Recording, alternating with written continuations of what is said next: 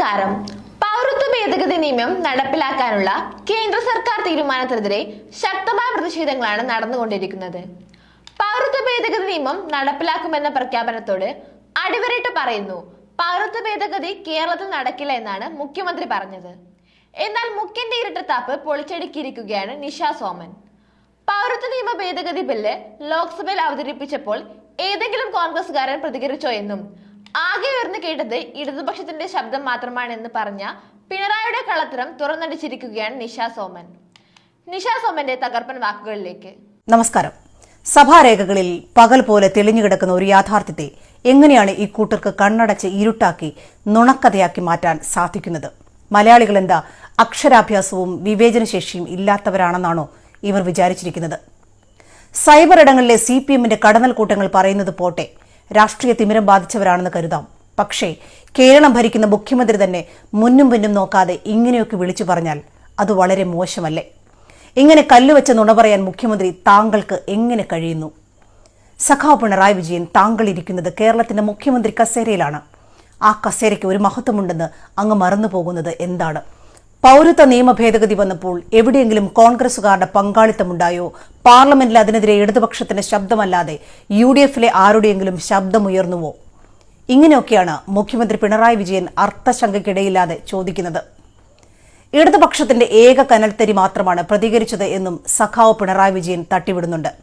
എന്നാൽ അതാണോ ശരി?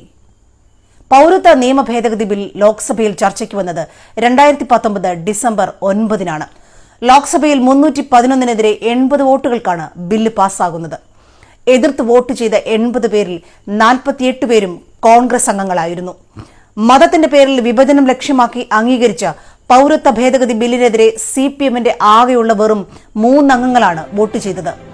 അന്ന് CAA വിഷയം അതിശക്തമായി മുഴങ്ങുന്ന ശബ്ദത്തോടെ പാർലമെന്റിൽ അവതരിപ്പിച്ചത് കോൺഗ്രസ് MP ശശി തരൂരായിരുന്നു.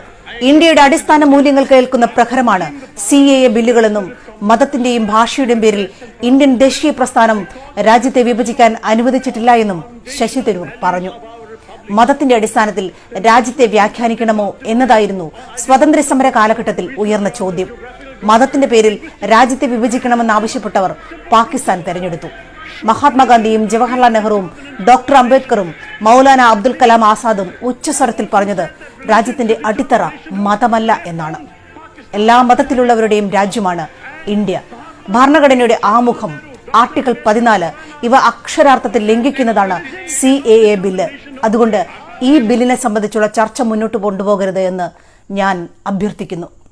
ഇങ്ങനെയാണ് ശശി തരൂർ പാർലമെന്റിൽ അതിശക്തമായി വാദിച്ചത്. ഇതൊക്കെ റെക്കോർഡിക്കലാണ്, ചരിത്രത്തിന്റെ ഭാഗമാണ്. ഭിന്നിച്ച് ഭരിക്കാൻ ശ്രമിച്ചുകൊണ്ട് 100 വർഷത്തിനു മേൽ ഇന്ത്യയെ ചതച്ചരച്ച ബ്രിട്ടീഷുകാരോട് കോൺഗ്രസുകാർ സന്ധിയില്ലാ സമരം ചെയ്ത് സ്വാതന്ത്ര്യം നേടിയത് ചരിത്രമാണെങ്കിൽ, വെറും 10 വർഷം കൊണ്ട് ഇന്ത്യയുടെ കെട്ടുറുപ്പിനെ സമൂലം തകർത്ത് മതത്തിന്റെ പേരിൽ ഭിന്നിപ്പിച്ച് ഭരിക്കാൻ ശ്രമിക്കുന്ന BJPയോടുള്ള കോൺഗ്രസിന്റെ സന്ധിയില്ലാ സമരവും ചരിത്രമാണ്. PK കുഞ്ഞാലിക്കുട്ടിയും NK പ്രേമചന്ദ്രനും കനൽത്തരി ആരിഫും അസദുദ്ദീൻ ഒവൈസിയും നിർദ്ദേശിച്ച ഭേദഗതികൾ അന്ന് വോട്ടിനിട്ട് തള്ളിയിരുന്നു. പ്രതിഷേധിച്ചുകൊണ്ട് ഒവൈസി ബില്ല് സഭയിൽ കീറിയെറിഞ്ഞു. മുഖ്യമന്ത്രി അവകാശപ്പെട്ടതുപോലെ അന്ന് CPMന് ഒരു കനൽത്തരിയെങ്കിലും ഉണ്ടായിരുന്നു. ഇത്തവണ അതും ഉണ്ടാകില്ല. അപ്പോൾ വിപ്ലവം ജയിക്കട്ടെ.